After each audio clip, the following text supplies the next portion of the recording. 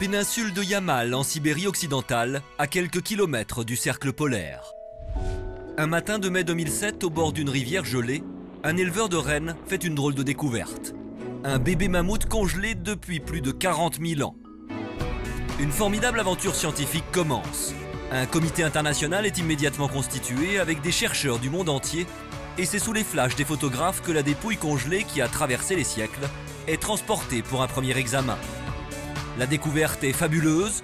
Pour la première fois, on peut observer un mammouth en parfait état de conservation. Nous n'avions jamais vu un mammouth dans un tel état de conservation. Il est quasiment intact. Nous l'avons baptisé Lyuba, du prénom de la femme du paysan qui l'a découvert. Le bébé mammouth a encore ses cils, ses lèvres, sa trompe et même ses coussinets. Lyuba partira ensuite à l'autre bout du monde, au Japon, pour passer un scanner. Puis ce sera à Saint-Pétersbourg, en Russie, pour une longue autopsie. Les scientifiques pourront ainsi observer l'anatomie d'un animal qui vivait il y a des siècles.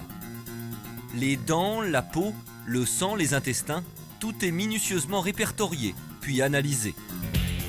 Les chercheurs vont ainsi remonter le temps jusqu'à l'âge de glace.